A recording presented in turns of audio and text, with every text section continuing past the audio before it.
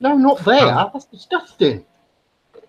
I'm sorry about that. I just could not help myself. I just couldn't help myself. There was a button. He said not to push it. It was red. It had a long line next to it. I just had to push it. Okay, all right. Or rather, kind of do that to it. I don't know. I don't know. It just happened. I'm sorry. Manipulate. Anyway, welcome to another cat stream. How is everybody doing tonight? I'm obviously the common sense guy, or as most people know me by now, hopefully, Jason. I'm here tonight with Jensen Quinn. How you doing, mate? I'm doing fine, thank you. Hello, Good, good. everybody. He said hello, but I cut him off because I'm a totalitarian and he's a cunt. It's true. I'm also here with Crumple Point. How you doing, buddy? Hello, glorious leader. Yeah, I'm getting there.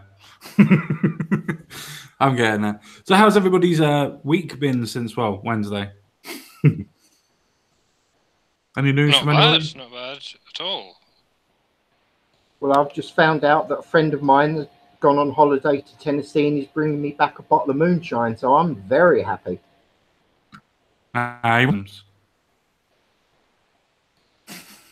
You roboted there, unfortunately, so it's probably really good, but it sounded weird. I said he won't get it through customs. Ah, god damn it! I knew it. Oh well, worth a try. I was going to say, I'm not sure that I roboted because I've set everything up perfectly, so hopefully I haven't roboted at all. At this point, it's coming across nice and clear, sir. You lying bastard! At this moment. That's fine, that's fine. I suppose we should probably move on to one of our first stories. Not unless anybody else has got anything else that they want to bring up at all.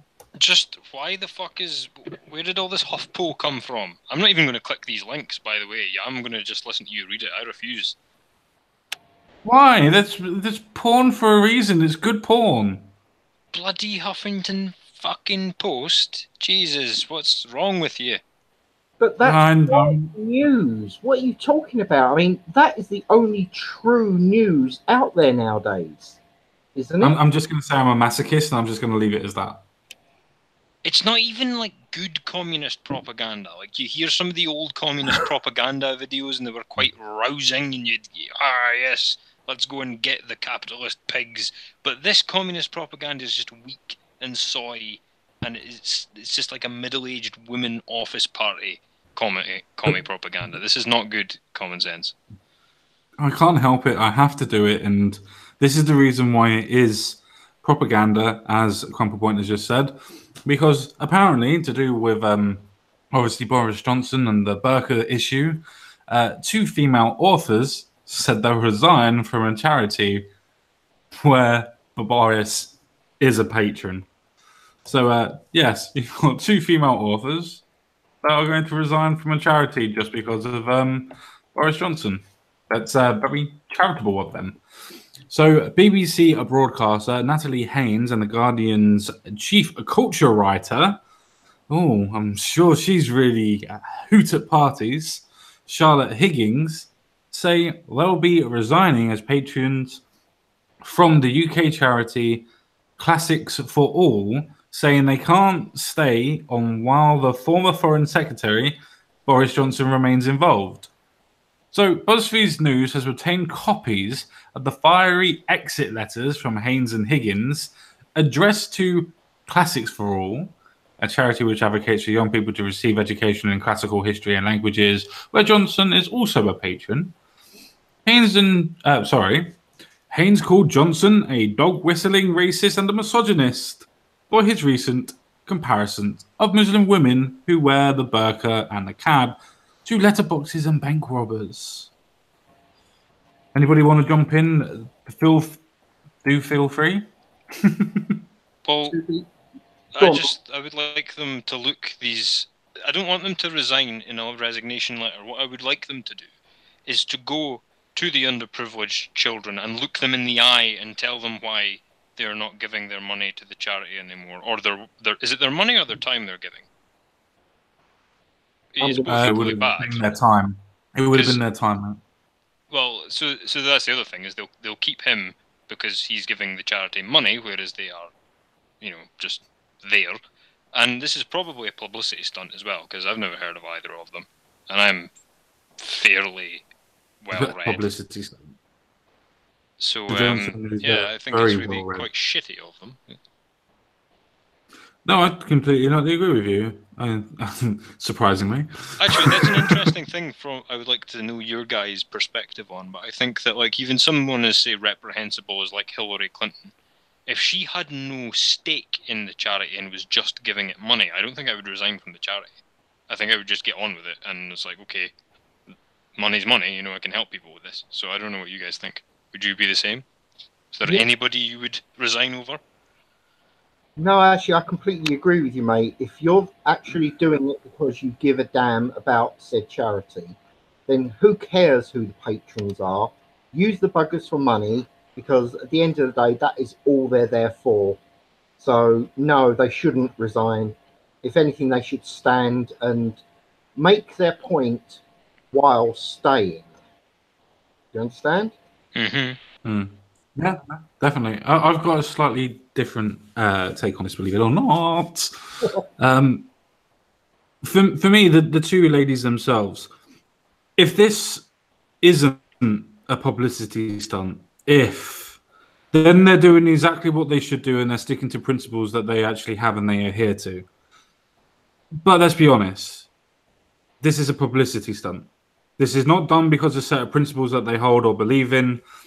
This is a case of them dog whistling because they know themselves that people are going to look at this and go, oh, these people have done this. Oh, we can hire these because we can use them as a booster to say that we're against Boris Johnson and more people will watch us, and let's do it this way. Yep. Can I come back on the point about principle? Of course. Well, what is their actual principle, right? Because if their principle is helping underprivileged young people, they're not doing a very good job of upholding that principle, are they? Now, if it's self-serving feminist nonsense, then okay, yeah, they are sticking to their principles. But to me, if you are, for whatever reason, if it's religious reasons or humanitarian reasons, involved in a charity, and you have made a commitment to that charity, you have the principle, surely, is helping people who are in need of help.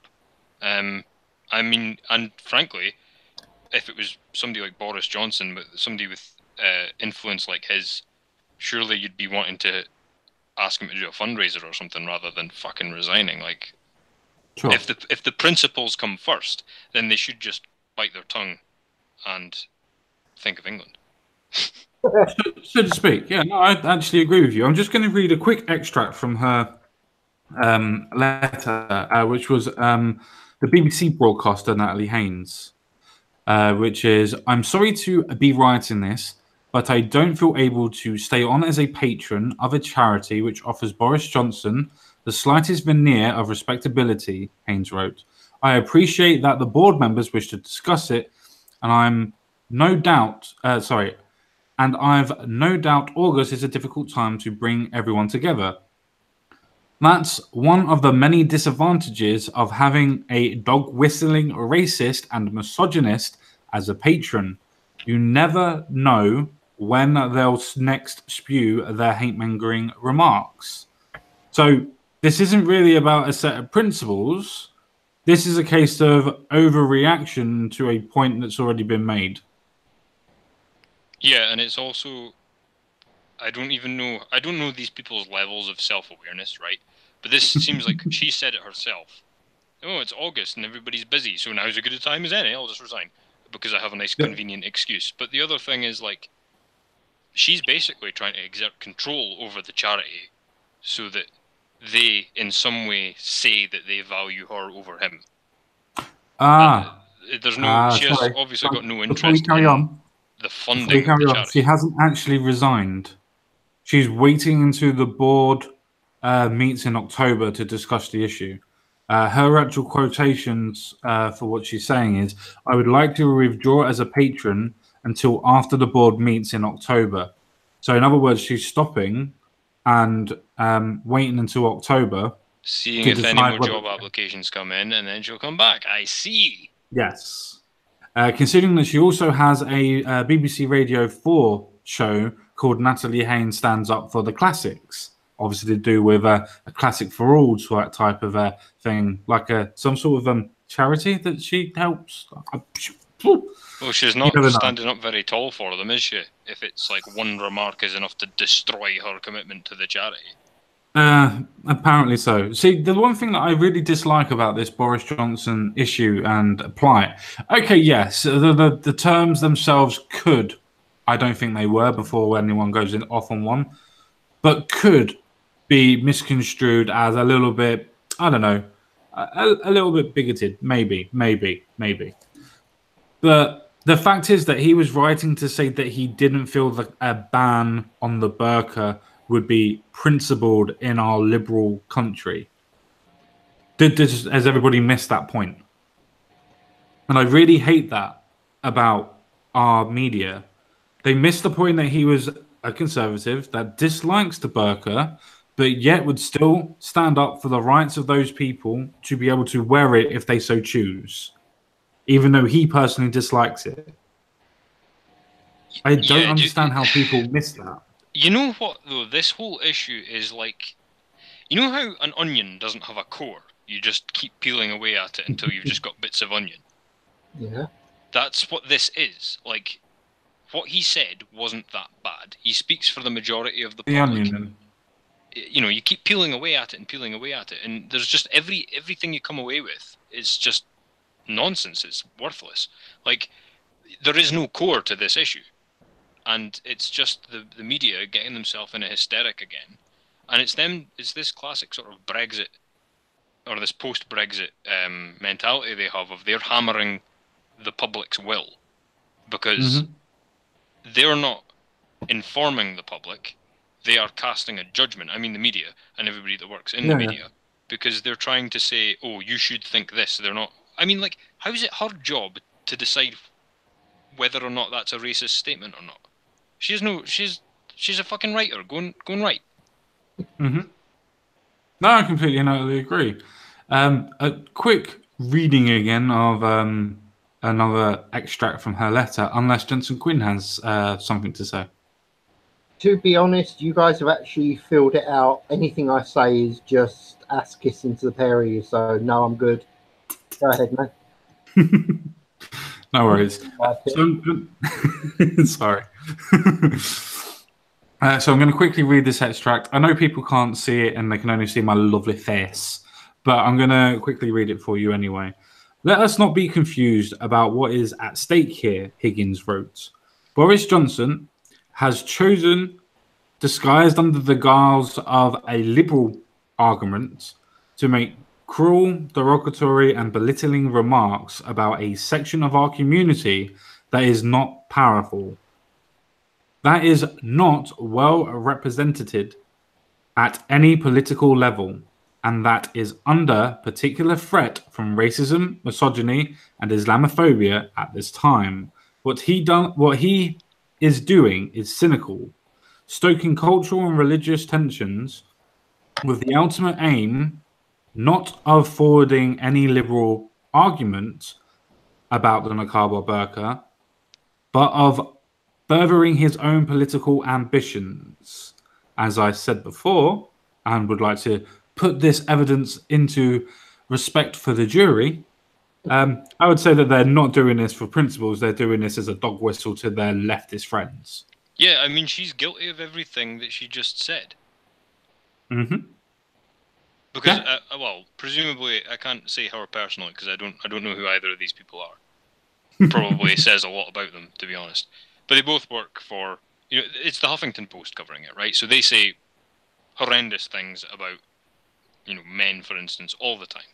Now, they say that disguised under a veneer of liberal forwarding, you know, yet it's an insult to a section of the population, and that's exactly what she's accusing him of doing. But, like, she's obviously not much of a classicist and is more of a postmodernist, because what she's done is she's read what he said, and then she said, yeah, but what he said doesn't matter.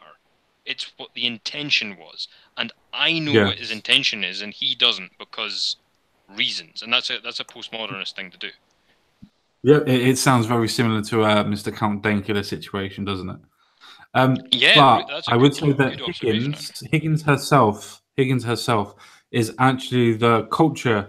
Hang on, just a second. Let me actually get this right. She's the Guardian's chief culture writer.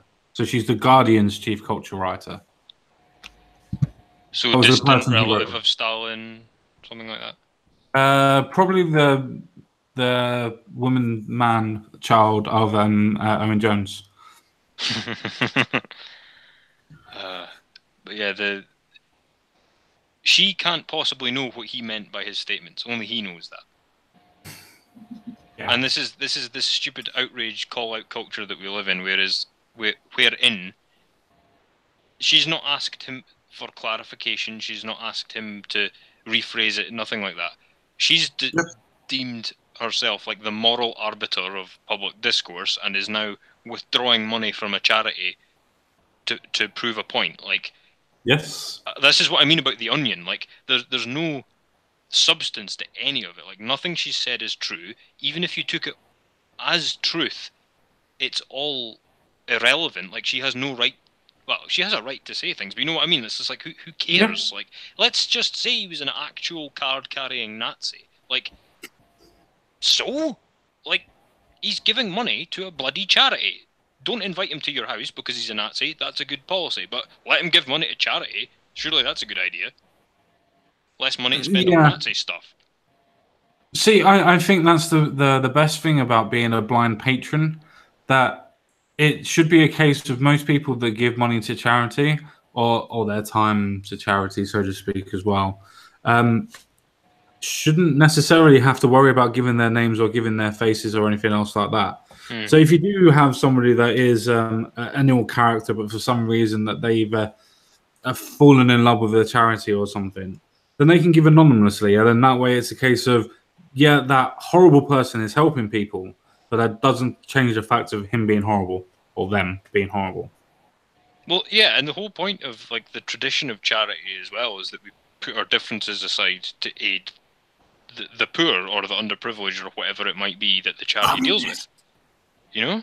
So that it's a pretty fucking ancient tradition. It's just like, you know, I don't know, you're Muslim, I'm Christian, or you're white, I'm black, or whatever, but we're going to put that aside and give soup to the homeless people because that's what we're here to do today. But they're incapable of doing that, seemingly.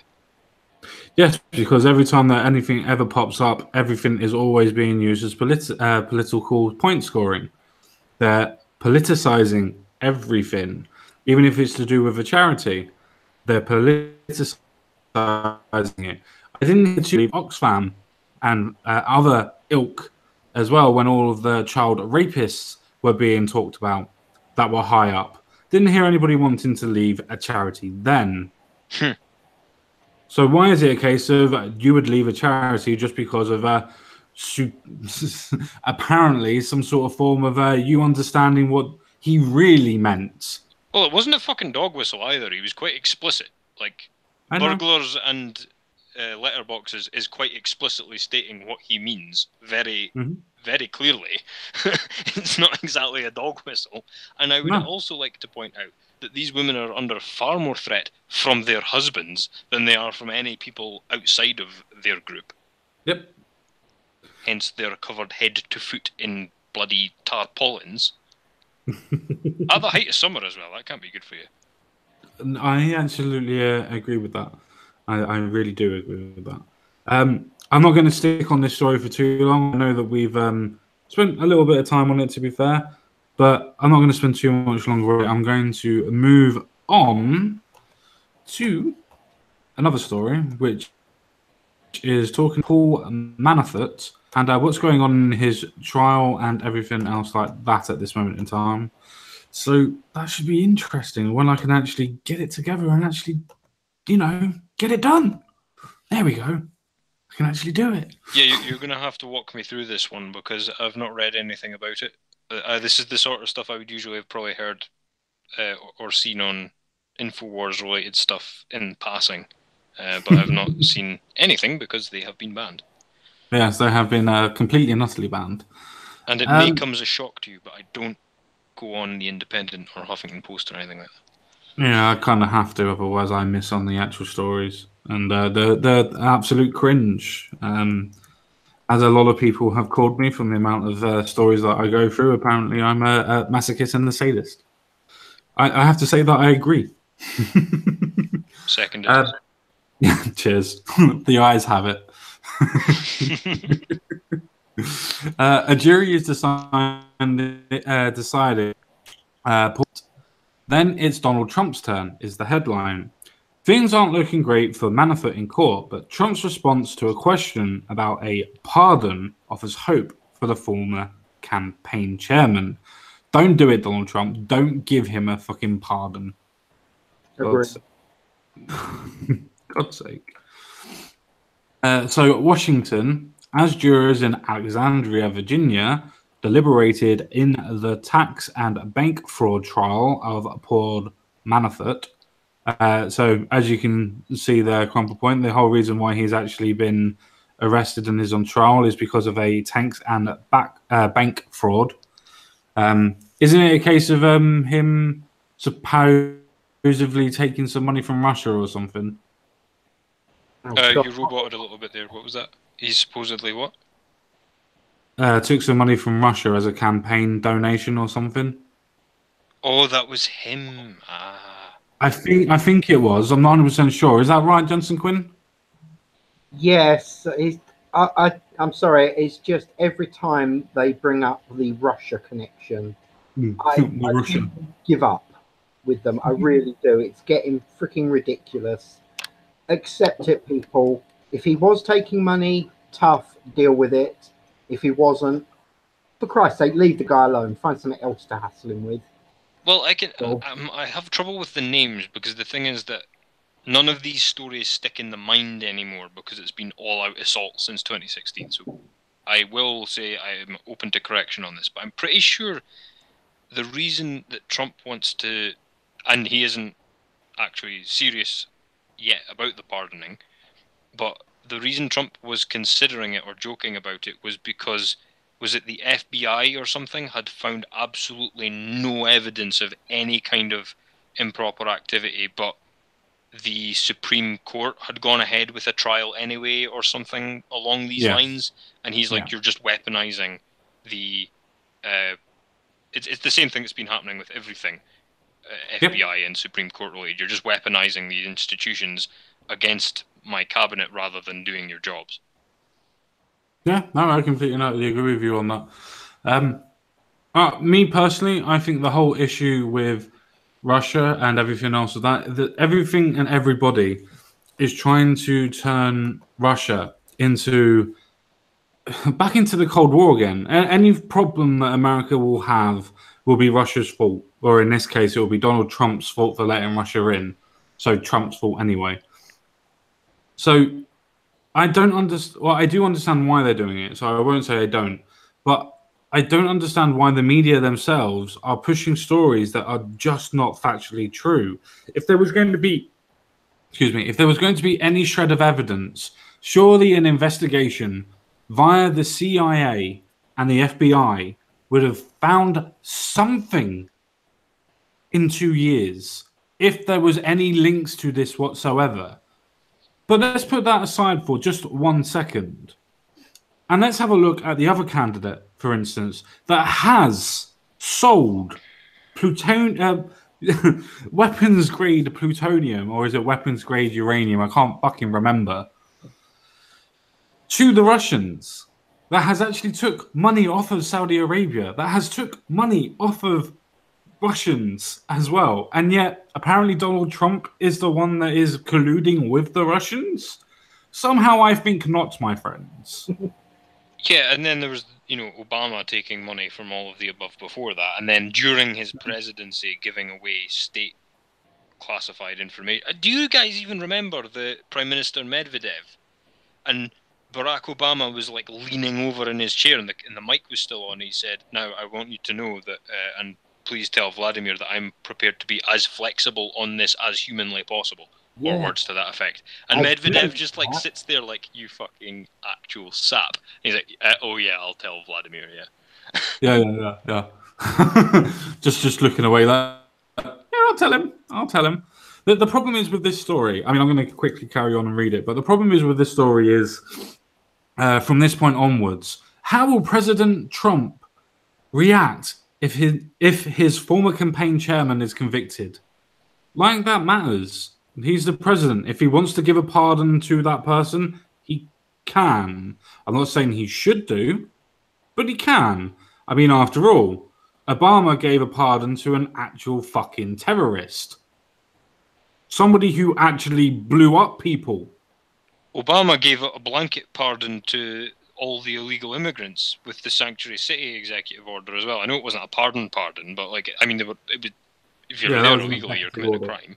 No, I completely agree. Yeah, there was an executive order that gave rise to what these problems are nowadays that Donald Trump is now actually dealing with slowly. And this is the thing, right? This is the thing. I don't agree that an executive should be going around giving executive orders and pardons and all that left, right, and centre. I think that you should be like, if you can't imagine the Queen doing it, it shouldn't be happening, kind of thing, you know? Like, if it's serious enough that you could imagine the Queen stepping in, then the President should do it as well. I know that their system is slightly different to us, so it's like, I don't agree. It's not. It's not that different, to be fair. But I don't agree with that kind of power at all, but what I'm saying is, once somebody's done it, you can't then complain that the other guy went and did it. And especially not when you're actually accusing him of stuff he's not done. Yeah, no, I completely agree. But you hit a great point about, like, how have they not found anything to do with Russia in 2 years? And that makes me think of, like, what? If they need a Cold War so badly, we could probably do with a Cold War with China. We could probably, like, China are constantly sending spies over to Australia and New Zealand and things like that. And over to Britain as well. But we don't have a problem with them, but we're inventing trouble with Russia? Like, what the hell's that about? It's a way of keeping Russia at bay because you've got you have to remember that you've got the prejudice in the older generation. Like, anything to do with Russia, my mum and dad from the ages of 60 and 70, respectively, straight away, it's Russia's fault. Won't look into anything. Doesn't matter. As soon as somebody says, "Oh, Russia did this," they're like, "Yep, Russia did it." Not completely with the Donald Trump issue, but in general, they generally say, "Yeah, no, we think Russia are horrible people." All they're doing is playing on a bias that is already there in an aging population and trying to indoctrinate a younger generation into thinking Russia's bad to be able to make them scapegoats, because it's exactly the same process for anything that's ever been created by any sort of form of government. Misdirection. We're going to do this, but don't look over here.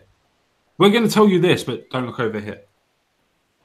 It's the same thing. It's almost like they're suicidal, you know. And I think that the answer is probably just that our governments are so saturated with Chinese communist sympathizers already that that's probably the answer. But taking that off the table, it's like, why are you so suicidal? Stop arguing with Russia and let's just have a go at China, because, you know, they're developing all this censorship technology and all that sort of stuff.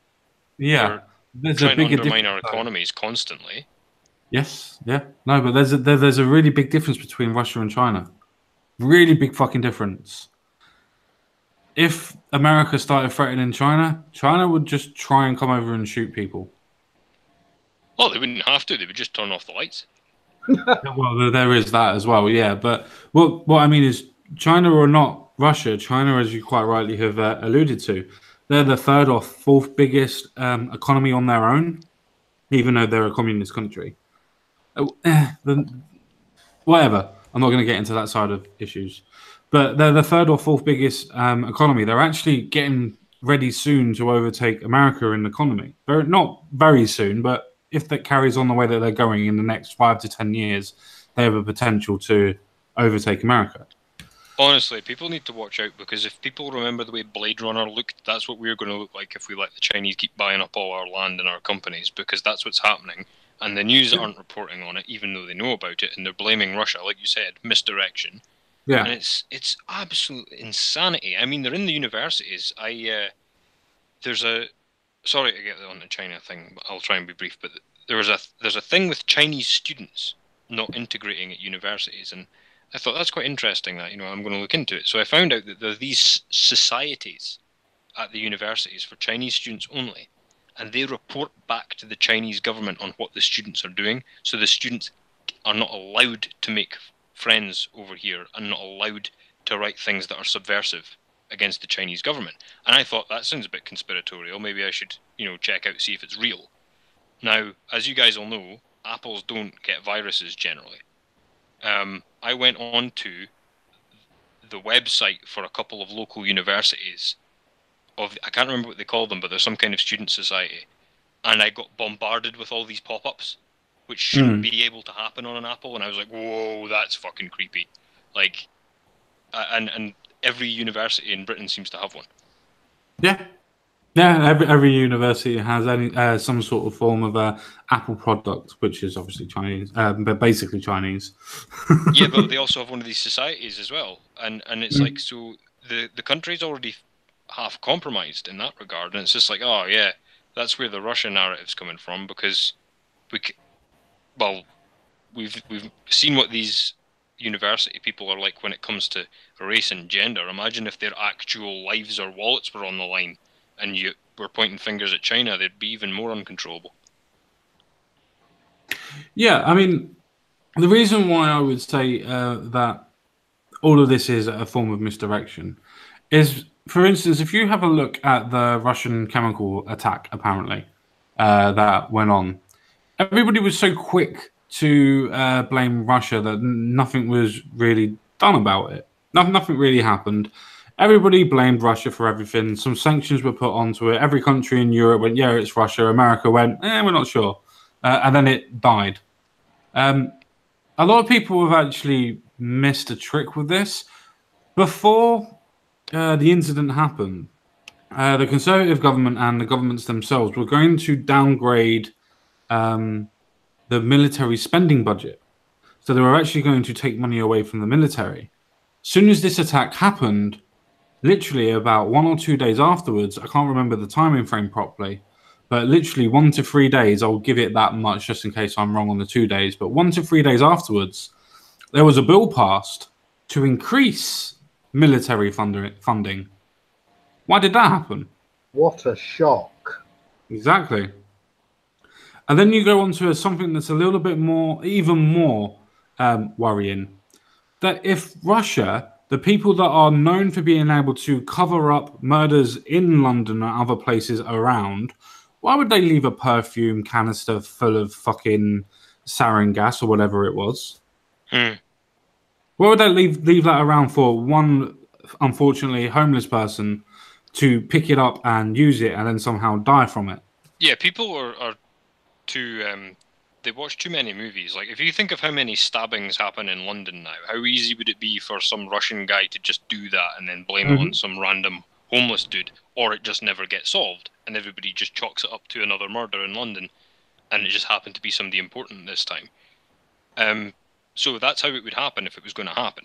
They wouldn't be using, like, the Spy Who Loved Me style exotic weaponry in the middle of the day. Like, it's laughable that people even believe that any of this happened the way they said it happened. But like, going back to like the Manafort thing, they always jump on this like this Putin thing, and it's so weird because there's been so many false alarms already. I remember there was one of Putin's like opponents, let's say, who was involved with the Ukraine Crimea thing, and he was murdered. So they said that Putin murdered him.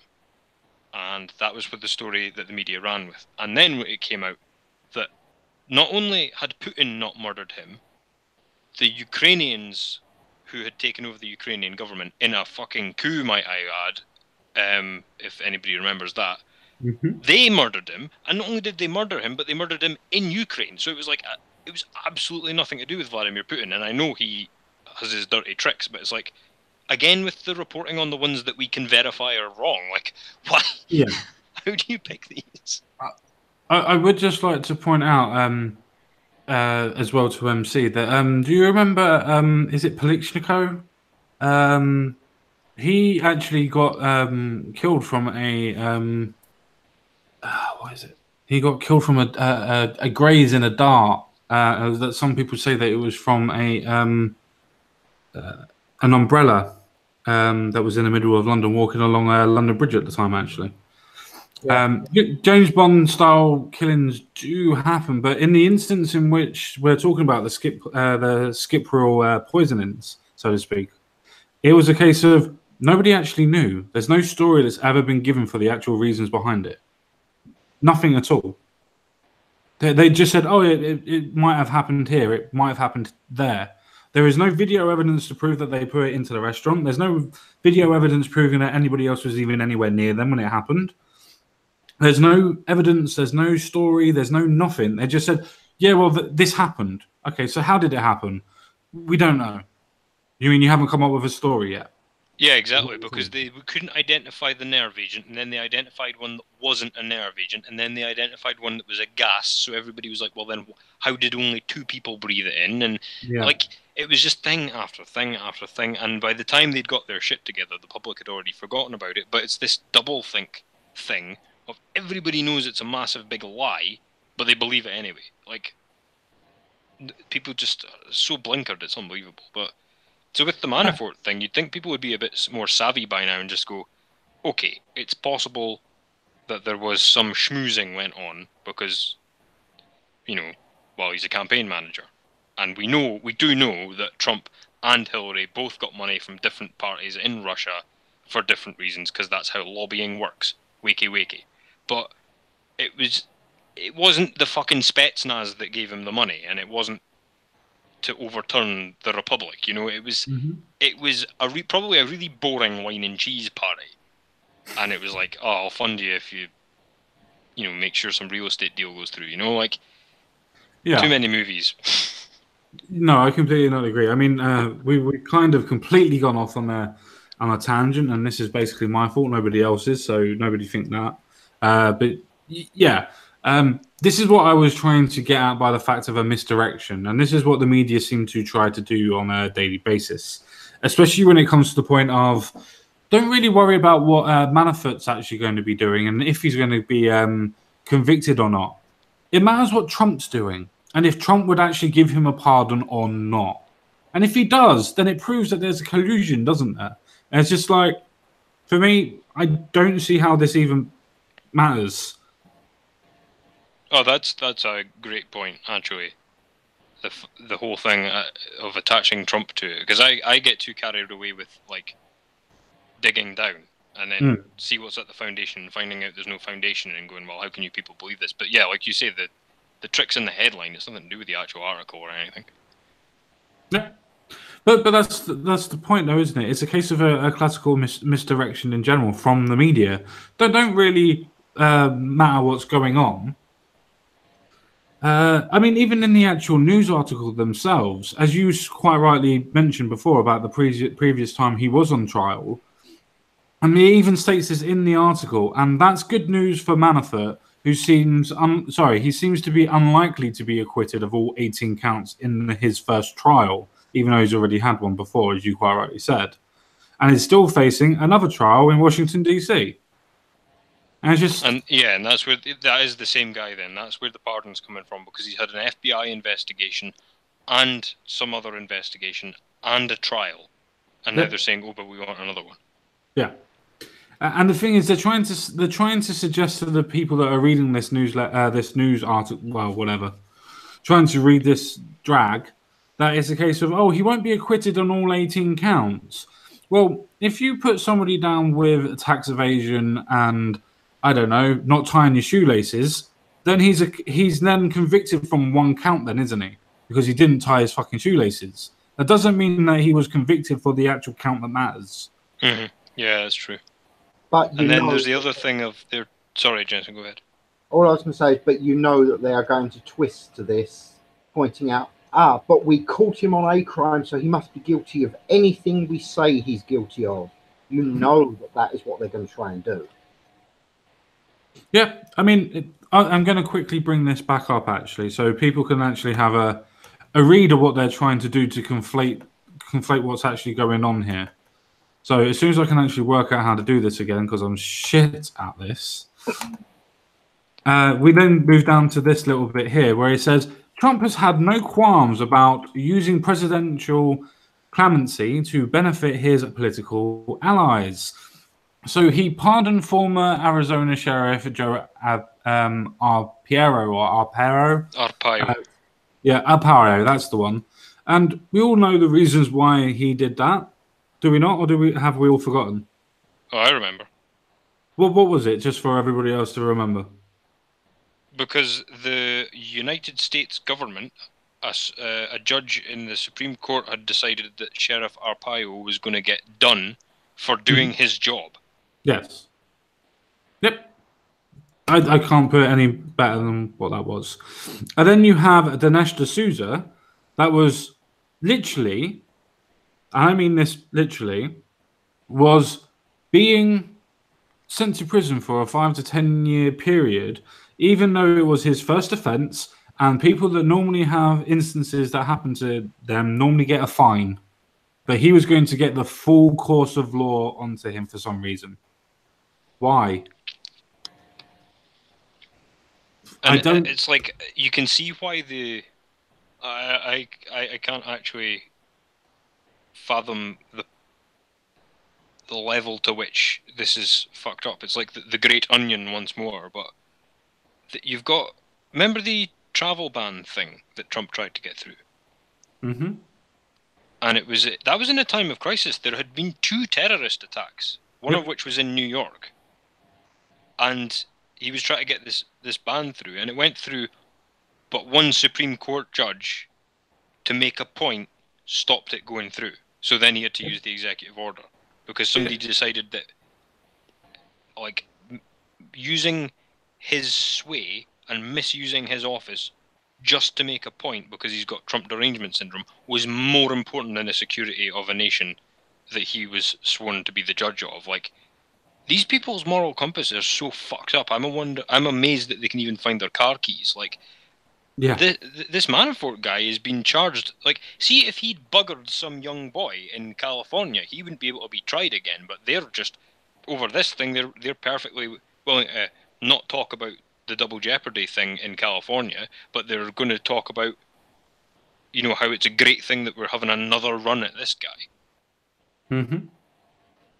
No, I completely agreed. I mean, as if it will achieve anything as well. Remember, David Cameron's campaign manager was involved in the Rupert Murdoch spying thing. Yes, he was. Yes, and fuck all happened to David Cameron. No, of course, because it doesn't affect the person that's doing it. Exactly. Because if you have one person that's doing something, guilt by association does not prove that they've done something. It really is as simple as that. Just because that somebody's been convicted of doing something, it's like me saying, "Well, my brother's a murderer," doesn't make me a murderer. It just doesn't. Not unless I've gone out and killed somebody. I don't understand how most people on the left will do guilt by association. Oh, you're hanging around with a Nazi. You're talking to a Nazi, so you're a Nazi. It's like, no, I talk to left-leaning people all the time. Does that mean that I'm a leftist? And then you see their little world crumble, generally. I mean, most people on here know that I love to troll certain leftists, so to speak, and certain socialists. So I spend most of my time with people on the left, as in hard left. In fact, Antifa members and Antifa fucking founding members for particular areas that I've been trolling recently. Does that mean that I'm a member of Antifa now? By their logic? Well, they don't have any logic. They hang about with, you know, that's the thing, is if we were to apply their guilt by association rule to them, they would be the guiltiest of the lot. Mm-hmm. As usual. Yep. What were you going to say, Jensen? I was actually just agreeing with you, mate. It's cool. Go on, carry on. No, you were going to say something, mate. Please carry on. Simply put, this whole thing with the guilt by association, I don't know. It just doesn't feel right to me. At the end of the day, if a person's guilty, a person's guilty. You can't have them with guilt by association, because otherwise, like you said, technically it could be argued that you are a supporter, even though you're trolling them. It could be argued you're supporting Antifa, and that is a complete freaking joke, because I just do not see you ever doing anything like that, to be honest. I appreciate that. I appreciate that a lot. Thank you very much. But they told me your mask is in the post and you should be receiving it in a couple of days. See, that's what UKIP said, and I don't believe them.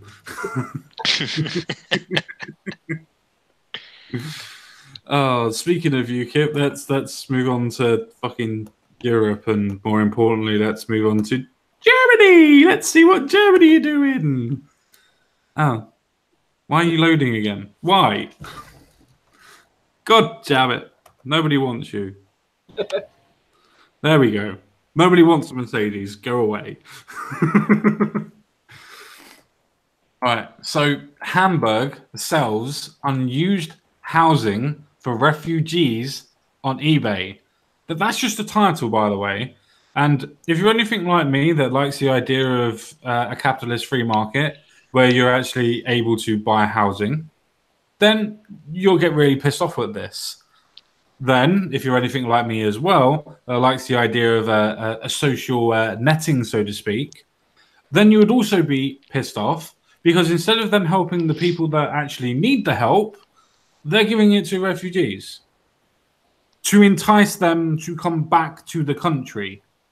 We'll get into that very soon as well. They're not giving it to refugees, they're giving it to ISIS fighters. Well, there's a possibility that that's probably correct. And economic migrants. There is no such thing as a refugee in Germany. I'm not too sure that there is no such thing, but I will agree with your general premise that most are fighting. I'm going by the finicky thing of like you go to the next nearest safe country. Yeah, no. Germany's in the middle of Europe. There's no war in Europe. Germany doesn't have any refugees. No, I can agree with you on that aspect, but sometimes it's the next safest country. So if they went to Turkey, then technically that wouldn't be really safe for them. If they went to Greece, they're in an economical downturn, so they would be more of a burden on the country. So that country can't take them in. So then it's a case of. I don't think that's how the rules work, though. I think if you go to Greece, unless there's a state of emergency, then there is basically a state of emergency, not an official one. But there is basically a state of emergency. But anyway, we're getting into semantics about fucking refugees. And the only point that we should get into semantics about refugees is when we're actually arguing whether or not illegal immigrants should be deported or not. The German city of Hamburg is selling a small housing it purchased. So the government went out and bought these houses. As you can see there, the number 18 and whatever. To welcome refugees after arrival numbers plummeted. Yeah, that's what you just heard me say. That the government of Germany, or the German city of Hamburg, so their council or whatever, has actually come out and said that they have bought houses to entice more refugees to their city. Like they haven't got enough problems, they need more. Well, they're not as bad as Cologne, but if they keep on inviting trouble, the devil will answer. I have to say, this is good news, though, because I am really, really happy to hear that there is not a single homeless person in Hamburg. That is really, really good to hear. Not a single homeless person in Hamburg that needed that house. Not one. That's good news. It is very, very good news that the Germans... And there must not have been any underprivileged kids needing to move out with their parents, and there must not have been any domestic abuse victims fleeing a spouse that was being abusive either. So Hamburg's doing really well. We'll get into that story next. We'll get into that one next. But no, you're absolutely correct. Hamburg is not a city that has got rid of homelessness. It's around about the equivalent, maybe just a little bit lower than most European cities. It has a problem, same as most European cities do. The fact, obviously, as Crumple Point was trying to make, was the fact of why would you invite refugees to your city when if they are already coming to the country, why would you invite them in by giving them the chance to buy their homes off of eBay, even though that means that they have to have money to begin with, which then means that they're not refugees? Well, I mean that they're migrants or they're working. MC made a good point in the chat. He said that they look an awful lot like barracks, and I completely agree with him. That's Oh, of good. course. Oh, Jesus. No, I completely and actually agree.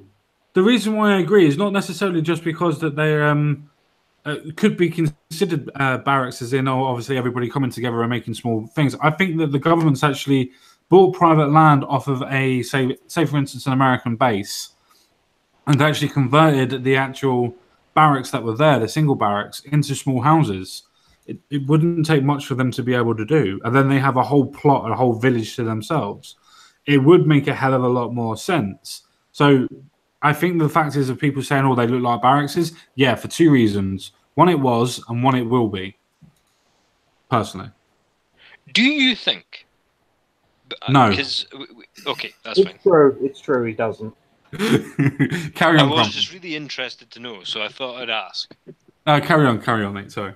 But do you think that the reason that, if you look at the way the way Western militarized governments have behaved in the Middle East and Africa and South Asia, and seeing the upheaval that they can cause and the money they can make out of that, do you think they're trying to import that problem here so that we become like Iraq and that, their little cartel of whoever can make more money? Do you think? Because I can't see how I can't understand the suicidal nature of these policies. I could understand it if it was just pure greed on the hands of a small number of, these people running these military industrial type things, but I can't understand it being that suicidal.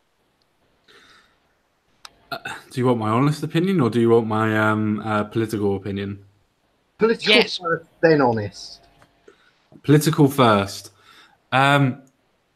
Which means that I can't be conspiratorial. Yeah.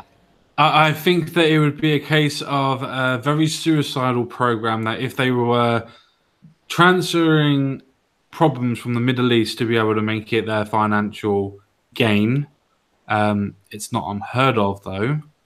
But I do not feel that it's a case of the governments of every single European country would entice and even pay for these type of things to actually happen. Yeah, that's my political stance. My actual stance is, of course they are. Of course they're bringing them over to be able to make sure that they can get more points to increase police force budgets, to make sure that they can militarize the police, to make sure that they can make sure that they've got more feet on the ground, to make sure people are more scared of what's going on. Because you can't see the pattern, can't you? Because this awful thing happened to these groups of people before in the sort of 17 to 1800s called the Enlightenment, and that meant that there was a thing called a middle class, and this serf thing was abolished, and there was no slaves anymore. And I don't think they've ever quite recovered from it. So what they need, the trend has always been moving back since World War I. You can kind of see them trying to make this old feudal model come back. And what better way than to bring in a bunch of people who are from effectively medieval countries in the way that they think. They're theocracies, extremely violent, extremely traumatized, fighting age, and putting them up in a wee barracks in the middle of a civilized country and letting all hell break loose. Then run rampant. Yeah, which is where I was actually going to go with my points.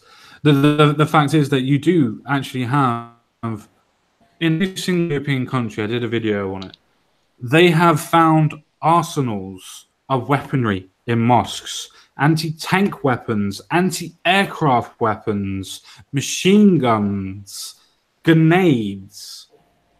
These are all being stored in separate mosques in separate countries. And some people are now coming across to say that, oh, these are just peaceful people. All they want to do is just come across. They are literally telling you on broadcasts in their own native town that they are coming across to rape our women, to bear children with those women, so that they outpopulate us. And as soon as they outpopulate us, they are going to commit to a caliphate. I am not a white nationalist conspiracy theorist. This is on YouTube. These are from their own fucking mouths of their imams that are speaking. Well, it's not even a whiteness thing either. It's like they don't. If you're black and liberal and Western, they want you dead. Mm-hmm. If you're Chinese and gay, they want you dead. Like it's not a white thing. It's a Western liberal thing. If you're a Western liberal, they want you dead. Mm-hmm. And well, Western conservative as well, I guess. But like all of the West is pretty bloody liberal, with a few pockets of madness here and there excluded. And that's the model. That's how they're going to do it. You breed civil unrest, and then because this is the thing that, like, contrary to what the Marxists seem to think, if you have everybody on an even footing, everybody starts to do better. The only way to get extreme rich and extreme poor and nothing in between is, keep it in a small, a small group of people's hands, is to create loads of civil unrest and violence. Yeah. The revolution, basically. So the revolution would have the opposite effect of. Oh, it's amazing that you're saying that. It's amazing that you're saying that, because every now and again I'll have a quick look on Twitter to see if anybody's messaged me, if they want to come on, or if they have anything towards that sort of ilk. And I've just gone on to my notifications, and remember me telling everybody that I was trolling a particular set of people. Somebody just literally just made a comment of going, having a bazillion more business owners doesn't mean much if the sum of all of them is barely has 5% of the wealth and the market, while 95% remaining is owned by just half a dozen guys or less. And literally everybody that I've had a quarrel with, this is a new person that's literally just jumped in from me giving them a bit of a trolling. And literally every other person that has stopped talking to me because I've debunked their arguments. Sorry, I hate saying that because it makes you sound so big-headed. But because I've stopped them from being able to make their stupid points, now this person's made a point. Everybody's gone like, retweet, like, retweet. It's just like, really? Sometimes I do wish that there was a fucking insurrection of the people that we're talking about, because let's be honest, they're going to get the bullet too, no matter what. So sometimes I just think, just bring it. Just let them have it. I'm going to barricade myself in my room. I'm going to get myself a couple of guns and just let them have it. Let's just have the purge. Let's just sort life out like that again. Let's turn to anarchy. If they want anarchy so much, let's do it. But the Conservatives are going to win because they're the ones with the fucking guns. Well, if you look at the economic distribution and the amount of freedom you have and how that's distributed in Saudi Arabia, and then look at it in Soviet Russia, it's really quite similar. So if you have a bunch of commies and a bunch of Islamic fundamentalists, they'll be arguing at the bottom and trying to fight each other and fight everybody else and all that sort of stuff. But the guys at the top, the sheikhs and the commissars, they probably agree on pretty much everything, so long as they can still have their gold plates and their, their mistresses and all that sort of stuff. They're going to agree to disagree on the philosophical stuff. Yep, they'll be turning on to their concubines. And the problem is that we've become, and I don't mean this as a bad thing, I just mean it in this here and now, tactically speaking, we've become too civilized. We've been disarmed. We've not had any massive civil upheaval in a long time. We've not had any wars in a really long time. And we're pretty civilized and domesticated, which is good if you can stay that way. But if you then have this rabid, insane group of young commies on the one hand, and I don't completely have no feeling for these people. I could imagine that being in Iraq or Syria must be actual hell on earth.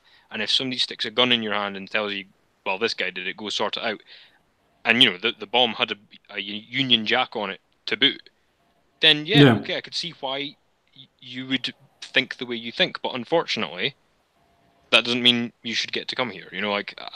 You can empathize with somebody without agreeing with them. You know what I'm saying? So I agree. Putting myself in their sandals, I can completely see where they're coming from. But that's exactly why I don't want them here. Because if I was in their situation, I know what I would do. And for that reason, the gate should be shut. Yeah, I mean, the reason why I transitioned was to... Wait, hang on a minute. Am I omitting something here? No, I'm not. It's fine. I'll save that for another video. Sorry. I couldn't help myself. No, but what I was actually trying to allude to was the fact of there are so many people themselves that are so blinded by the ideologies that they practice and they preach.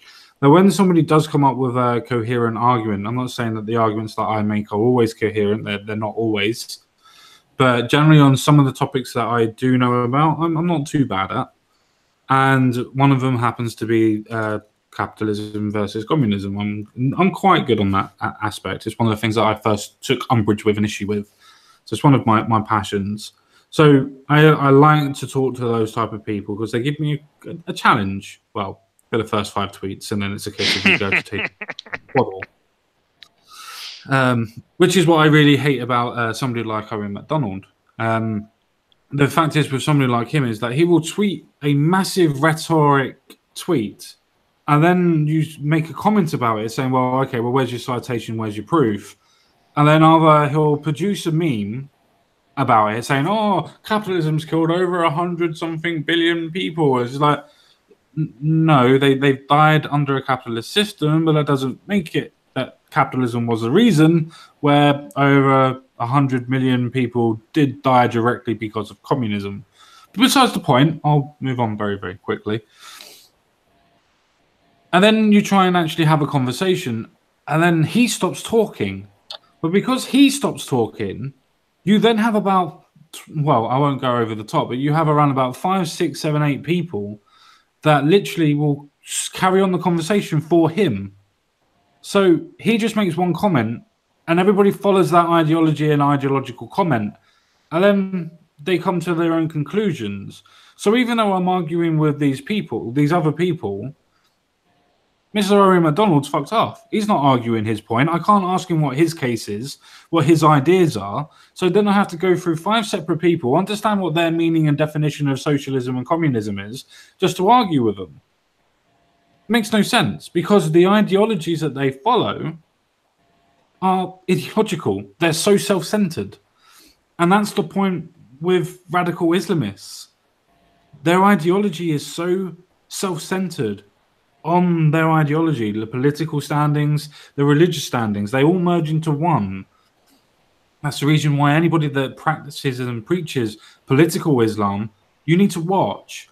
Because the idea of political Islam is not a form of religion, it's a form of Sharia law. Most Muslims don't want that. Some do, some don't, doesn't matter. But anybody that does want a political version of Islam, don't trust them. And I'll say that whole hand on hearted, and I will say that, and I even take that anywhere where I need to go to defend it. Anybody that wants a political version of Islam, not to be trusted. You're I'd love here. to agree with you, but you're right. And the other thing is, you know, what you're saying about the distinction between political and religious Islam. We already had a Reformation in the UK, and that is proof that you do not want to fucking import one. No. We are still having issues with that. Minor ones. Well, they're not minor to the people that it happens to. We're still having issues with that. 400 years later? 500 years later? And we do not want to be importing a foreign culture's reformation in, because that's what will happen. If Islam spreads big enough, it'll reform, which is good for Islam. It's bad for everybody involved in the actual reforming. But I love having MC pop up every now and then, because I have this like little, it's not quite a mantra, but it's military history does not lie. History lies, but military history doesn't, because military history, it's like a science. Like, a barracks is set out thus. The diseases found on battlefields are these. Formations look like this, and no matter where you are in the universe, those stand true. So when he says, that looks like a barracks, it's probably with good reason. And it's like, it's to the point where you can actually, on like an infrared satellite, you can tell who you're fighting based on the formations that they go into, or fly over for that matter. And it's like, military history doesn't have an agenda. It's the study of tactics that win things. And so I love it when MC pops up, and I love military history documentaries, because they'll like say, if you're watching, like, if you want to know more about Islam, go and study their military history. Don't study their Western university history, because the military history will tell you what actually happened, because they Mhm. studied the tactics of how it survived, which is Yeah, not exactly. nicely. No, but that's the thing. Any ideology that normally tries to force itself upon another sect of its own religion. So, say for instance, you had Catholicism and you have Christians. Yes, they've fought each other on different ideas. So the point where there will still always be a form of banter and jibbing or ribbing to them about, you don't support God, you support the Queen Mary, uh, Mary Magdalene, and so on and so forth. You don't support God really, you support this, and blah blah blah. But when it comes to Muslims with Shiites and Sunnis, they literally will tear their throats out. There is no difference of opinion. This is what wars are fought over in the Middle East in most aspects, not all aspects, but most aspects. The thought of they're a Shiite, I'm a Sunni, or they're a Sunni and I'm a Shiite, to the point where some people can't even get married, even though it's generally an arranged marriage. But even some people that somehow manage to find actual love or whatever can't get married just because of a different sect of religion. And that's without going into the subsect of those religions where you have forms of Wahhabism and Saudi Arabianism and some stuff like that. So, yeah, the idea of a political side of religion when you can't even agree on what the religiousity of it is, kind of redundant. Well, that's exactly what happened to us as well. It was Christian on Christian, and this is the reason that I consider it Islam and the countries that it comes from medieval in nature, because I do consider them to be 500 years behind the rest of us. And I think that that's one of the many empirical reasons I think that is because, well, they seem to be in the same. If you take the mobile phones and stuff away, they're in the same developmental cycle as we were. And but like with the different sects of Islam, there's a sect called the Ismailis, who were, the assassins from Assassin's Creed. Yes. That's what that's based on, was that sect, because these guys were so persecuted by other Muslims that they had to basically flee to the mountains and become the medieval SAS. And that's how they had to survive against both the Sunni and the Shia. And that's what you're importing, that kind of division. And there's a really good thing with, bearing out my thing about military history, is you can look it up in a BBC documentary that, if you want the most truth, there's always the military history ones, and they don't hide the stuff. Like, there was a brilliant one where it was to do with Lord Nelson being posted in the Caribbean, and they found out, because they were studying the military history and not the wishy-washy liberal history, that the British Navy sailors were treated worse than the slaves who were in the Caribbean. Which is not to say I'm supporting slavery or anything like that, but you know what I mean? No, but that would never have been mentioned in a normal documentary, but because he was studying war tactics, that came out. And that's why I love it, like I said, I love it when MC pops up with his take on this sort of military intelligence type stuff, because that's, as far as I'm concerned, almost scientific proof. Yeah, I mean, I know that I've directed this back onto a fucking tangent, because I always do, because my mind's everywhere. Always doing two things at once. That's part of my condition. I can't concentrate on one thing. Yeah, and I'm in full-blown conspiracy mode, so I'm not helping him. Yeah. But to go back to the actual story, I won't bring it up. We all know what's going on.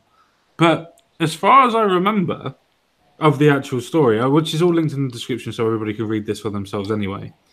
But you actually have themselves the fact of they're selling their houses on eBay for £1,000 or €1,000, sorry. What self-respecting, sorry, wrong vocabulary.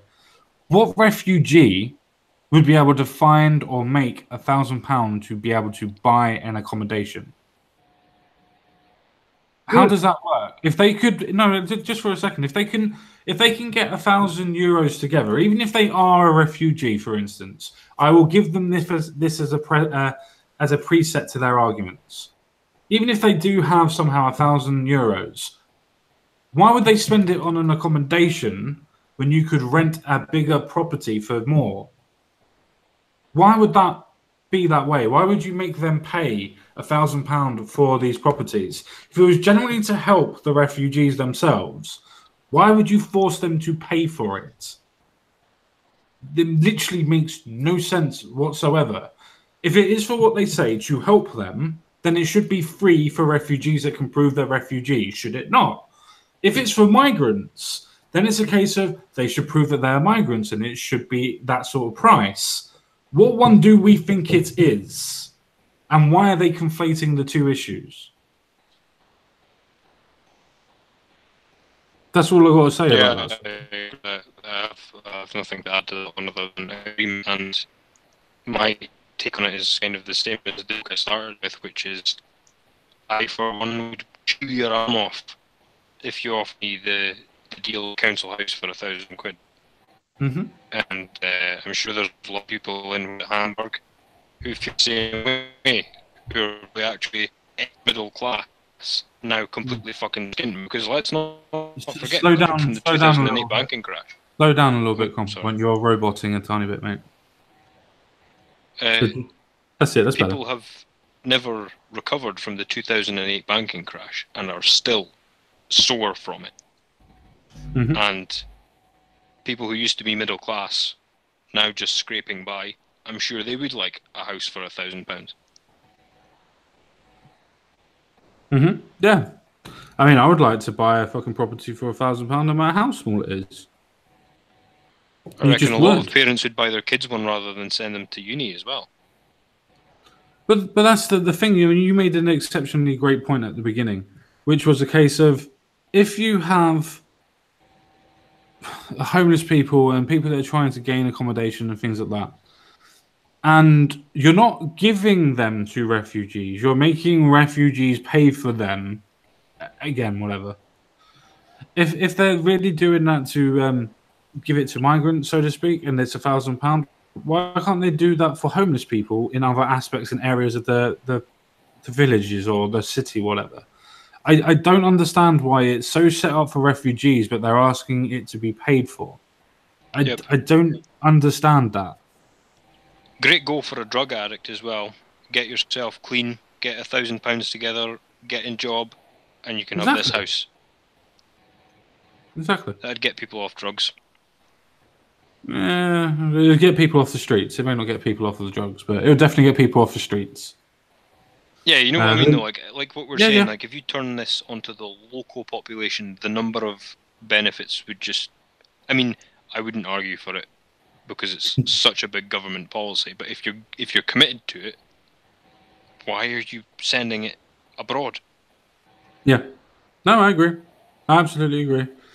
And where are all the German socialists? Like, they should be going absolutely bananas about this. But they're blind. That's the thing, though. But because it's blinding, because it's got the word refugee in it, they're not looking at the fact that they're asking refugees to pay £1,000 to buy the houses. They just think that they're giving them to free, or they're just helping refugees in the droves, so to speak. And they're not. They're asking them to pay for it, which is fine. It's their prerogative. But if you're generally doing it for refugees that are literally fleeing war-torn places because they have nowhere else to go, because they're literally fleeing, they're not going to have £1,000 or €1,000 to be able to do this. So they're completely blinded by the ideology just because they've seen a word that says refugee. That's so scary about the whole idea of ideology, because it's literally, as it sounds, idiotic. And what did that idiot woman say at the start about dog whistles? Exactly. Refugee good, 4 legs bad. Apparently so. Apparently so, my friend. These are not the words that were written before. Look, they have been added to. I mean, they have been.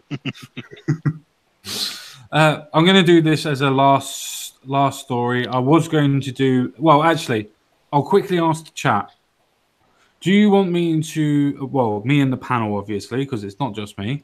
But do you want me and the panel to be able to talk about a ex-sex slave that has fled her country, went to Germany, yes, Germany, Sweden, and was able to say and see her sex attacker?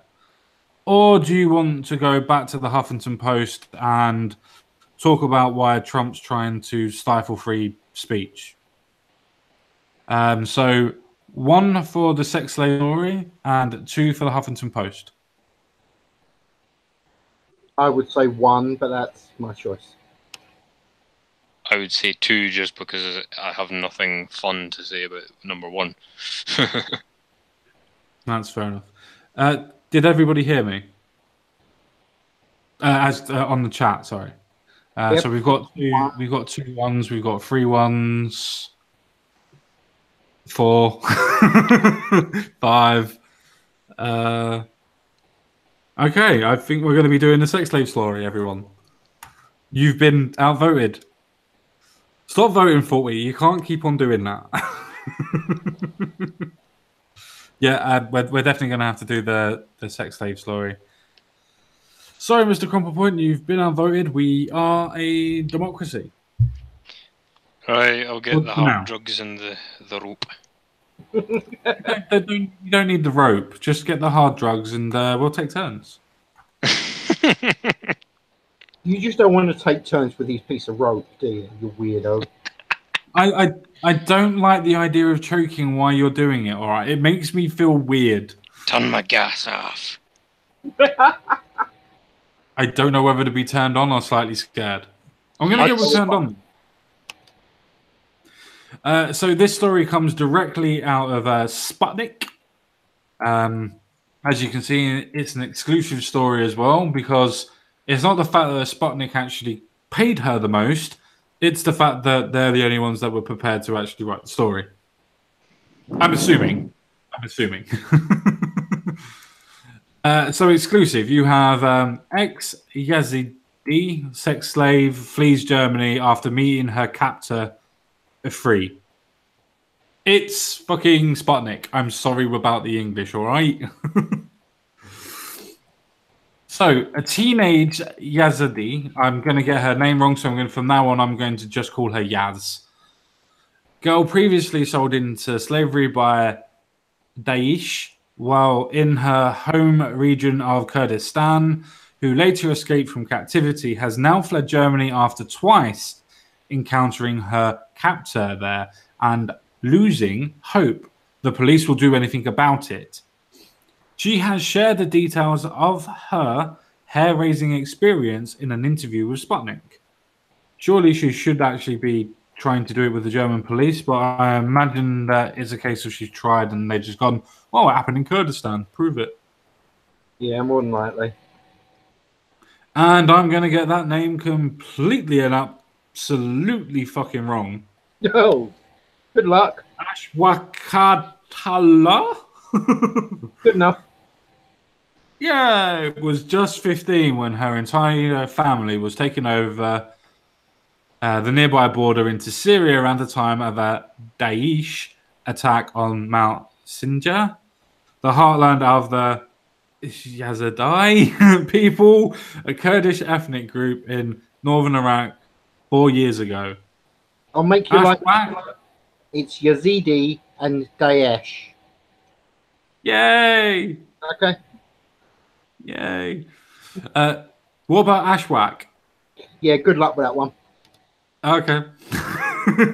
Together with her sister and other young women, were then taken back to Iraq. There, Ashwak was auctioned off, as were most of the other. What was this again? Quinn? Yazidi? Yazidi. I'd read it for you, but it's too small on my screen. Yeah. Oh, Yeah. okay. Just give me a quick second, and I will do that. Is that better? No. You sure? You sure you can't see it? You sure? I've got you on my screen as it is. It's because I'm on my phone, mate. Turn it to the side, you dick. No, it doesn't flip on Hangouts. Fine. Then I'm the dick. Anyway. And so to a man she knew as Abdu Haman. Very close to human, that. Who she lived About the only with. part of him that will be. Probably. who she lived with for 3 months under constant abuse.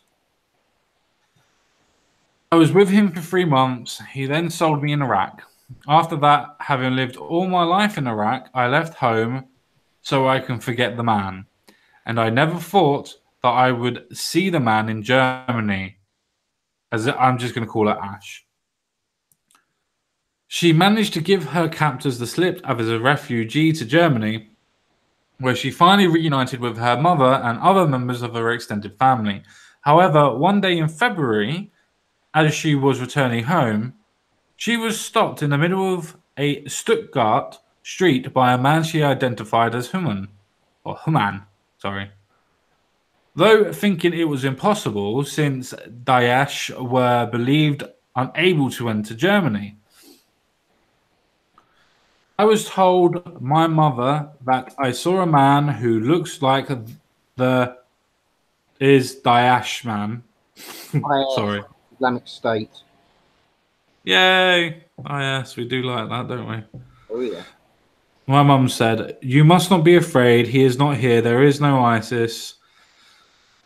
In Germany, yes, there is ISIS, unfortunately, fucking everywhere. They said to everybody that when they were starting to disband, that they were going to infiltrate every single country. They said that.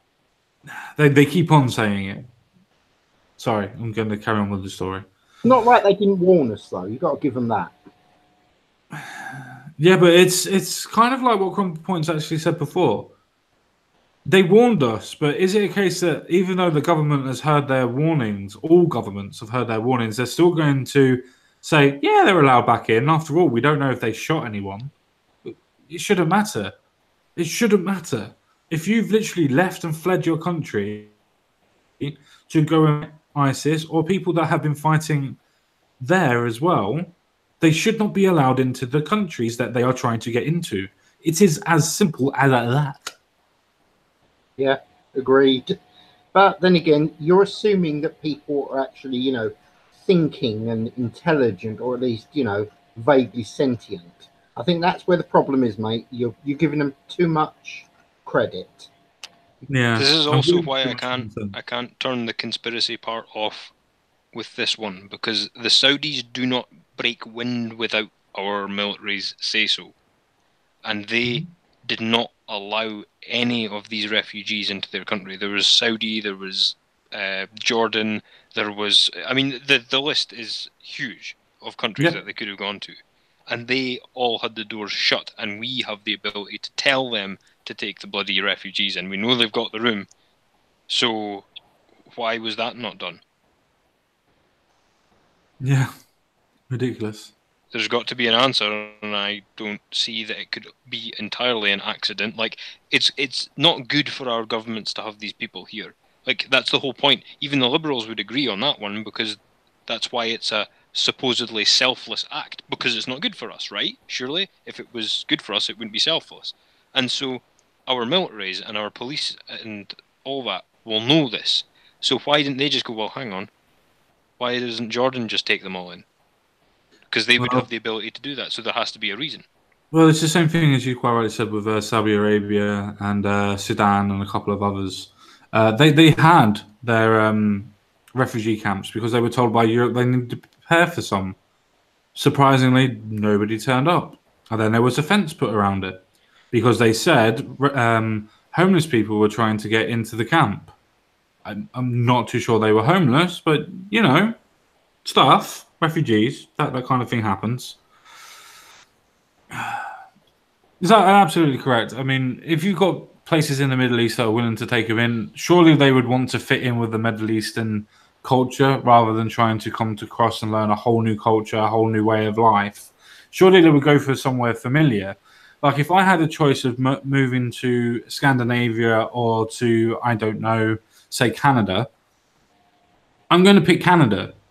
Because as much as I like the idea of the Scandinavian countries, they have a different culture to me. Yes, so do Canada, but their culture is so much more assimilated to our culture that I wouldn't be noticing it too much. I could just be myself and still be almost normal, if you get my meaning. It's the same thing for what I think for refugees. If you are actually refugees and you don't go to the first country that you're supposed to go and then become migrants, then why wouldn't you migrate to other countries in the Middle East? Not unless you're trying to fight a proxy war, as in trying to get into other countries and infiltrate them, ready for something else.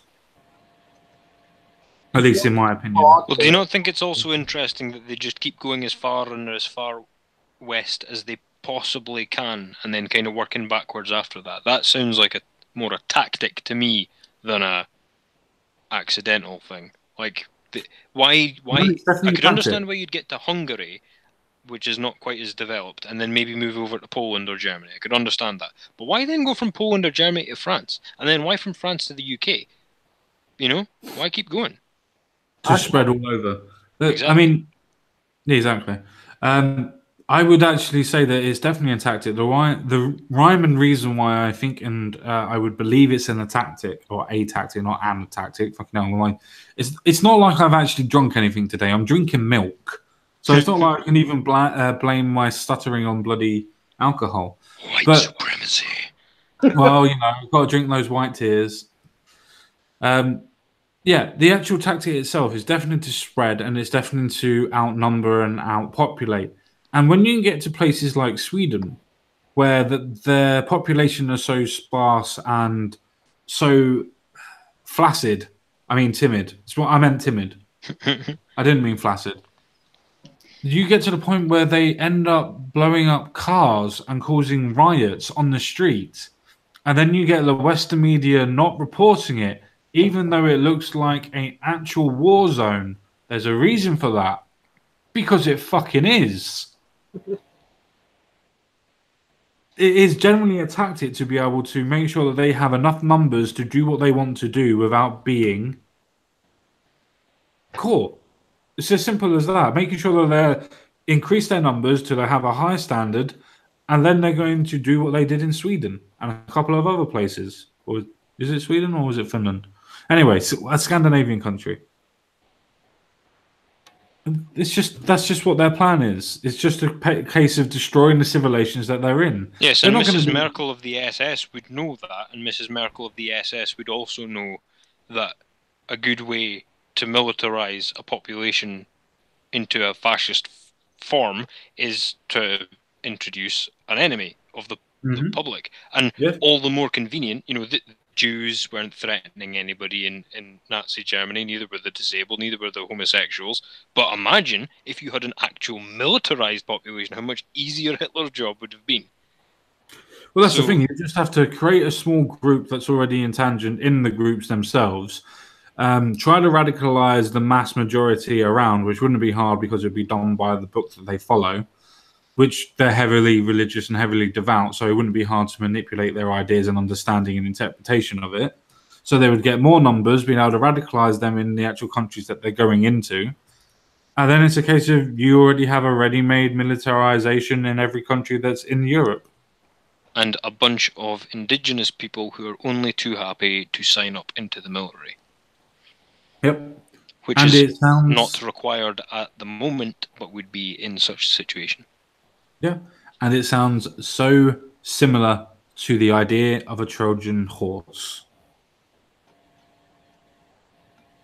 And if nobody knows what I mean by that, the fact is that they are pretending to be refugees, taking across weapons with them. There's a reasons why stuff gone up in every country that they've gone to.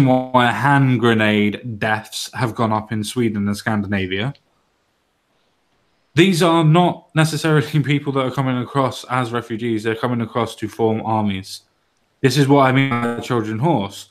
The interpretation is that we're taking in refugees and possibly to people that dislike or understand what the word is, refugee, thinking that they're just economical migrants anyway, and leaving it as that. No, they're coming here to be able to breed with our population, to make sure they outbreed us in numbers, and then it's a case of they will try to take over. That's and the other thing is, I like the fact that as a group the panel and the audience can appeal to people on both the left and the right, because we're trying to get something resembling the truth. So you're going to hit the mark with both sides some of the time. So let's go for the lefties just now, right? Where is Ashwak's Me Too moment and her listen and believe moment? Where are all the militant feminists finding this guy's house and beating the crap out of him and taking him at the police station themselves?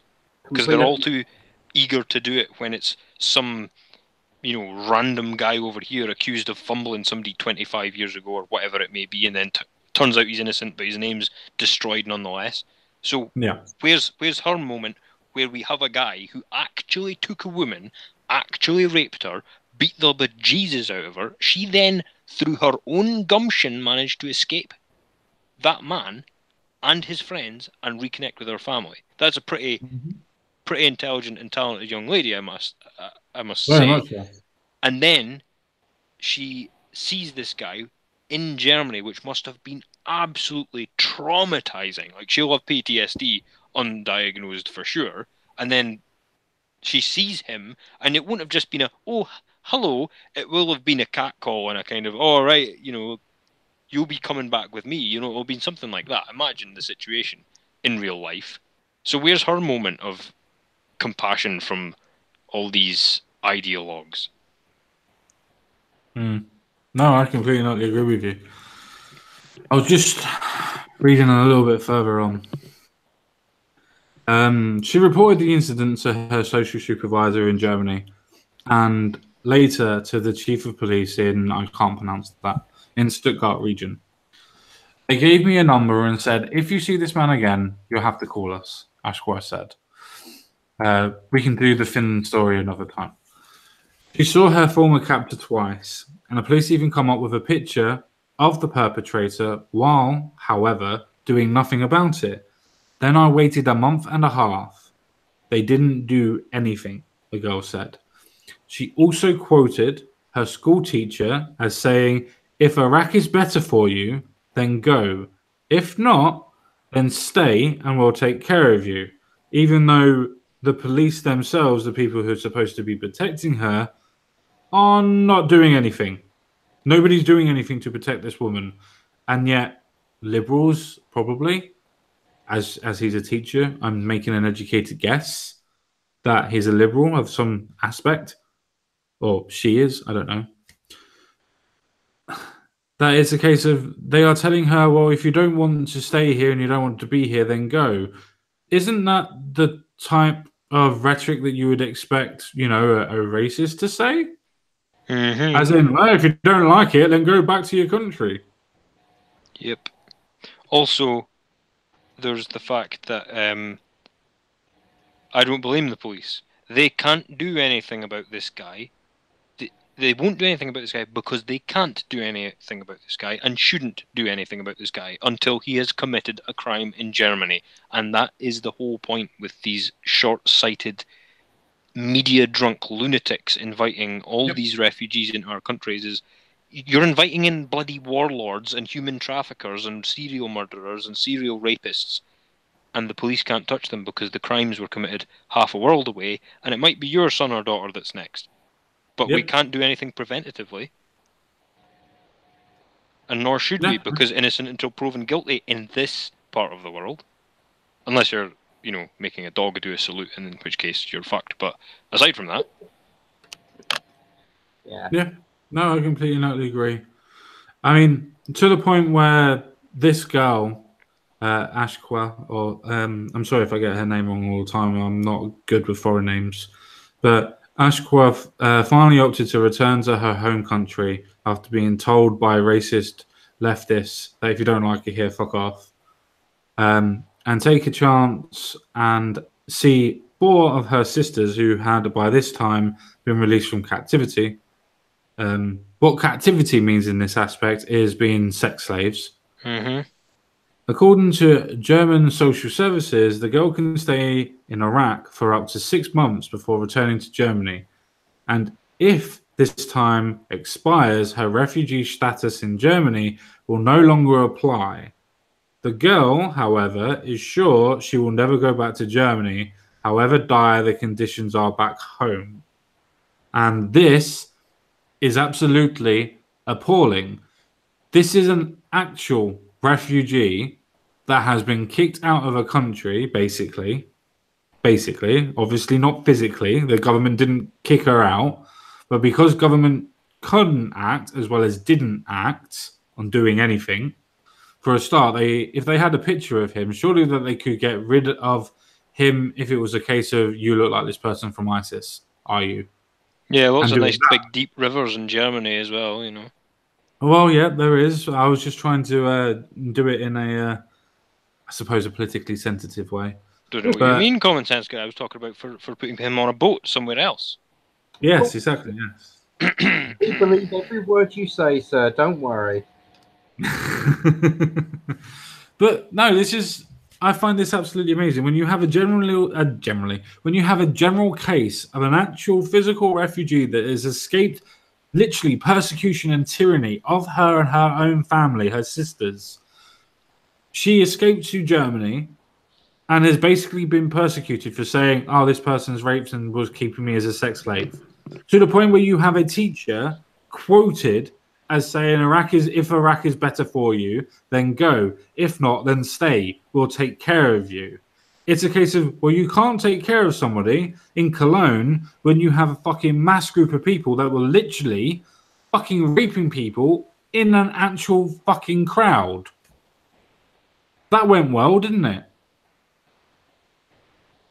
Sorry, it really gets me quite fucking annoyed where you actually have proper genuine cases of refugees and people on the right and people on the left go, oh, well, let's politicize this point about all the fact of ISIS and all this and that. It's like, no, the actual problem is the fucking actual refugee that is so scared about being in our bloody countries, or in this case, Germany, that they actually have to run back to their own war-torn country to where they were sexually abused and kept as sex slaves because it was fucking safer for them. Sexually abused and kept as sex slaves in a place that is so fucked that you can have an open-air slave market. And they like to go on about how white people are evil because some white people once upon a time had slaves. Well, there's an actual slave owner over there in Germany. What are you going to do about him? And Iraq is so fecked that they have open-air slave markets, as do, not Lebanon, where's the other place? Libya. Yeah. And, nobody's speaking up for these people, and if you do, you're obviously a right-wing nut job because reasons. And it's like, there's another thing, right? She was brought over by the slave owner. We don't know if she was a refugee when she left. Like, she was a Kurd, and that's another thing. The Kurds are basically being genocided over there. Don't hear much about that. And so she might not have actually left Kurdistan voluntarily, or Iraq voluntarily. She might have been willing to stay in Iraq had she not been a sex slave at the time anyway. But it's him that brought her over. And she escaped. No, she escaped. She escaped to Germany. No, but what I'm saying is she escaped on the way here, didn't she? No, she escaped to Germany. Right, fair enough. Okay, so she is an actual... Okay, but the thing is, like, she's gone back to Iraq, so it's like, to play devil's advocate here, right? If Iraq is that bad, but not bad enough that she would never go back there, then why is she a refugee? Exactly. Well, would a person from Rwanda ever go back to Rwanda for any reason? I don't think so. Well, it depends. It depends on how bad the country was. The devil you know is better than the devil you don't. But I want to read these last couple of quotes, and then we can finish off the actual stream. What happens? I won't go there anymore, she stressed. So, however, deemed it important to thank all of those who sympathized and took care of her. When I told my siblings and my dad said he does not want me to go back to Germany where this man is. He said the young woman who has been in Iraq for almost 4 months now. So she's already in Iraq and has already stayed there. She's now saying that it's no less dangerous at her home in Iraq. She admitted that Iraq is still very dangerous. While out of her extended family of 77, 36 family members have been freed, but 41 are still in captivity, and we have no contact at all. She said, adding that her former captor's family was also reportedly in Iraq in Baghdad. So no matter where this girl fucking goes, she's always going to have to deal with this poor ordeal that's actually happened to her. Last quotation, the last little bit, and then I will leave it there. I'm so scared we have to leave Iraq, but not for Germany. Instead, she is now floating the idea of traveling to Australia, which then would mean that you're an economic migrant and not a refugee, but I'll leave that for the purpose of the actual meaning of the story, where two of her brothers and a sister have already settled and subsequently take her entire family there. Back in Germany, Ash's case is currently being looked into by the, I have no idea, federal prosecutor, however, with little headway at the moment. So far, we have not been able to identify the perpetrator with the required security number, a spokeswoman for the federal prosecutor told. And that's where I'm going to leave it. That's exactly where I'm going to leave it on for this story anyway. What do you guys think about that? I mean, I know what you think about it, but what do you think about the actual point that she's so scared of actually staying in Germany, a westernized country, that she would literally go back to war-torn, slave-trading Iraq to stay away from Germany? It's ridiculous that the world is actually allowing this shit. And by the world, I actually mean the entire world. Yeah. If enough people actually, truly believed that the way this poor cow was treated was wrong, they could stand up and do something. Unfortunately, nowadays they're either too scared or too lazy to even bother giving a shit what's happened to this poor kid. Yep. I completely agree. I completely agree. The fact is, at this point in time, that story should not mean that you are left. That should not mean that you are right. You should look at this story and see that an actual refugee that has been persecuted, that has literally fled for her own life, is now more comfortable in the country that is still dangerous for her as well, personally, has fled back to her country to not be a refugee in Germany. That in itself should tell you how bad Germany is. The fact that it is willing to protect people that are not worth protecting. And remember that this is all because we got rid of Saddam Hussein and Colonel Gaddafi. And I do not want people to mistake that I am saying that those were good people to have where they were. The thing is, you can't conduct foreign policy on the basis of emotions and we don't like the bad men, so we need to get rid of them, because you don't know what powers are at play in those countries, particularly when I think, like I said, they're medieval in nature, they're tribal in nature. You don't know the culture, and they have a relative stability, and you go and chop the head off of it. And I realised that the Iraq War was unbelievably unpopular. But what I'm trying to get at is, I know it was unanimously unpopular, but Labour and the Conservatives still get your vote. Yeah, or not you, and not realistically anybody watching this. I mean, we're talking about the population at large, but you know what I mean. Like, you act like if you say something and you act a certain way, then okay, fair enough. But if you say one thing and then just go and do the same thing you always did, then you've not changed and you've not learned anything. So the population at large might say they hated the Iraq War and say that they hate all this stuff, and they might even side with us about this article, but they don't care enough about people like that girl to not vote for their, preferred personality cult of choice. No, I completely agree. I'm gonna leave this story here because I don't really want to carry on. Because I'm really pissed off, to be honest. Yeah.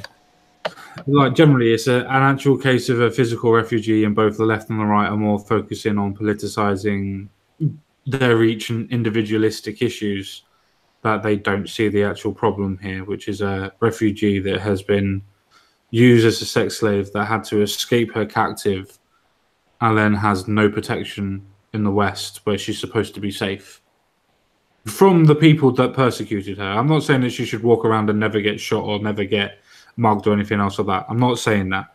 I'm saying that she has literally escaped a sex slaver and has walked into him in a Western country, and nothing's been done. I can't tell you how much I'm literally annoyed about that.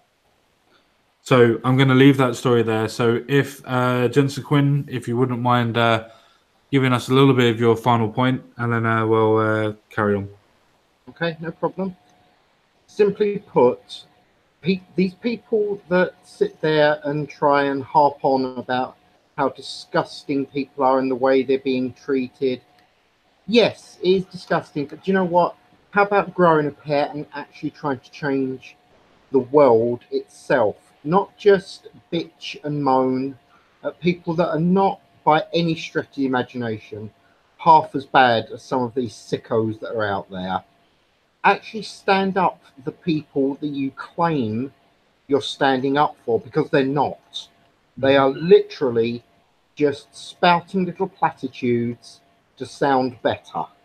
That's how I see it. And simply put, if the world isn't going to do that, I don't know that I can actually be bothered with the world anymore.